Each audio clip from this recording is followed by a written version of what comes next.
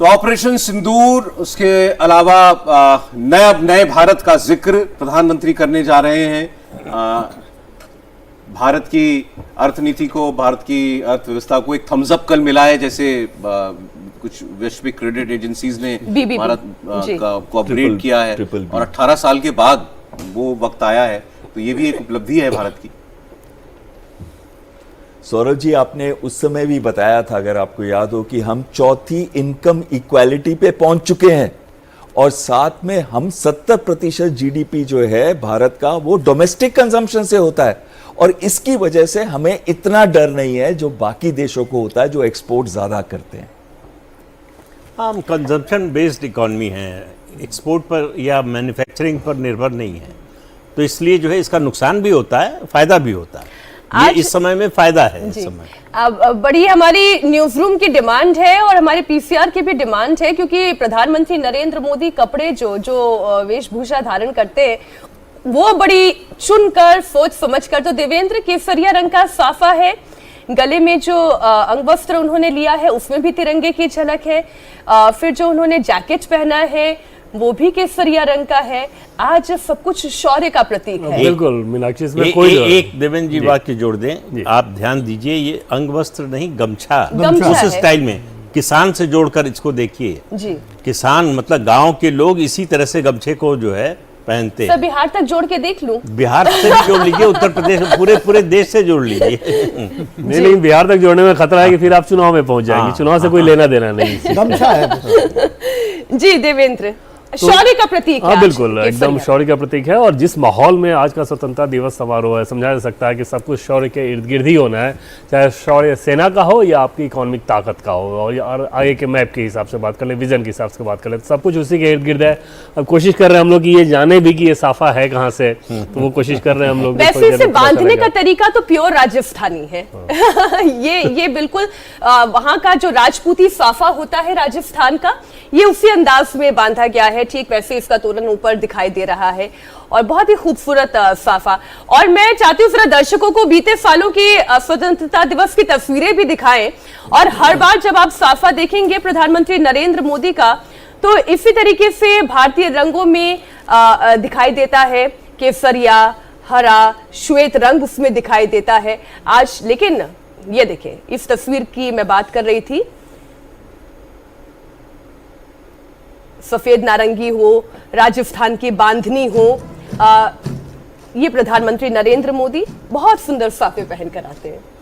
मैं तो ये सोच रहा हूँ कि आप उस व्यक्ति के बारे में सोचिए, उनको पता होगा कि मेरे कपड़े से लेकर गमछा मैंने पहना है, इतना माइन्यूटली अंडर द लेंस जिस व्यक्ति को रहना हो, एक एक बात जिसकी आप डिकोड करने की हम लोग कोशिश करते हैं, वो कितना उसमें थॉट देते हो। और वो इस पे बहुत ज्यादा अटेंशन देते भी हैं। उनको ये पता है कि जब तक आप नहीं बोलते हैं आपका वस्त्र बोलता है, खासतौर पर पब्लिक लाइफ में अगर आप हैं तो इस चीज़ का हमेशा ही आप देखें कि इस तरह की मैसेजिंग पे भी उनका बहुत ध्यान रहता है कि हम क्या बोल रहे हैं अपने हाव भाव के मार्फत, अपने वस्त्रों के मार्फत। शायद इसीलिए हम लोग चर्चा भी करते हैं। निश्चित हो, क्योंकि इसके पहले प्रधानमंत्रियों के वस्त्रों पर चर्चा नहीं होती थी, क्योंकि नहीं, इंदिरा गांधी की साड़ियों की बड़ी चर्चा होती थी।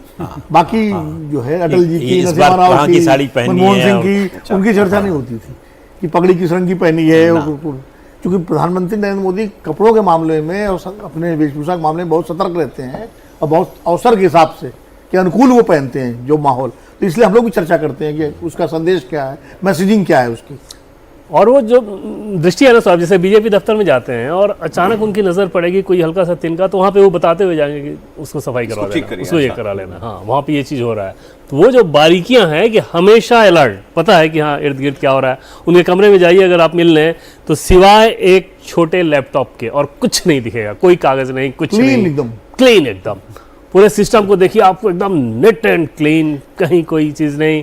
अगर डिजिटल इंडिया की ओर बात करते हैं तो उनके अपने प्रैक्टिस में वो है डिजिटल इंडिया, वो लैपटॉप पर ही काम करना, उसी पेपरलेस ऑफिस है, एकदम पेपरलेस ऑफिस, वो दिखेगा ही नहीं, कोई बेतरतीब सी चीजें आपको नजर ही नहीं आएगी। ये चीज देवेंद्र गुजरात में जो चीफ मिनिस्टर तभी थी, वहां भी उनके ऑफिस में, घर में, मतलब जहाँ उनका ऑफिस था बिल्कुल क्लीन, और कोई ऑफिस में कोई फाइल का अंबार दिखाई दे ऐसा कभी कुछ नहीं, और निरर्थक लोग भी नहीं होते थे। हरियाणा के जैसे जब प्रभारी आमतौर पर थे और खट्टर जी मुख्यमंत्रियों के संगठन यहाँ महामंत्री, उनके तो भीड़ उस बैठी समय रहती है। उन्होंने खट्टर जी को बोला था कि कंप्यूटर का इस्तेमाल कीजिए और इससे बहुत इफिशियंसी बढ़ती है, उस दौर की बात। अच्छा, जिस ऑब्जर्वेंट बिहेवियर की या उनके नेचर की आप बात कर रहे हैं, आपने तो बहुत सारी उनकी रैलियां कवर की है देवेंद्र, ये उनकी रैलीज में भी है, दूर कहीं किसी पंक्ति में कोई बुजुर्ग महिला दिख जाएगी, कोई बच्ची दिख जाएगी, कोई दिव्यांग दिख जाएगा, या रैली में वो जा रहे हैं तो ऐसा लगता है जैसे हर एक व्यक्ति से नजर मिलाते हुए वो आगे बढ़ते हैं। एकदम, अगर उससे पहले भी लोगों से अगर मिलना हो, किसी से कुछ मिलना हो, तो ऑन द स्पॉट होना जिसे कहते हैं ना, कि जब जहां वो होते हैं वहीं होते हैं।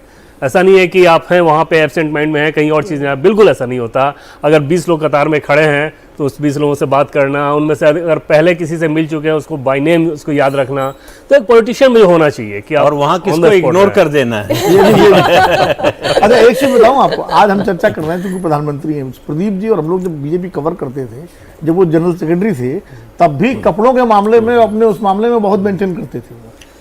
चाहे उनके पास दो जोड़ी कुर्ते हो, अगर तो अभी वो गैजेट फ्रीक थे, उस पूरी पार्टी में माना जाता हाँ। था ये पता नहीं किस दुनिया में रहते हैं, कहाँ की बात कर रहे हैं। जैसे उड़ीसा गए जब इंचार्ज होके, तो उड़ीसा बीजेपी को कहा कि सब कंप्यूटराइज करो। हाँ। तो वहां बाद में लोगों ने बड़ा मजाक उड़ाया बीजेपी के लोगों ने कि कंप्यूटराइज करके पार्टी ऐसे चलती है क्या। तो लेकिन बाद में सबने धीरे धीरे उसको अपनाया। वो विजन ही तो भारत को आगे लेकर जा रहा है।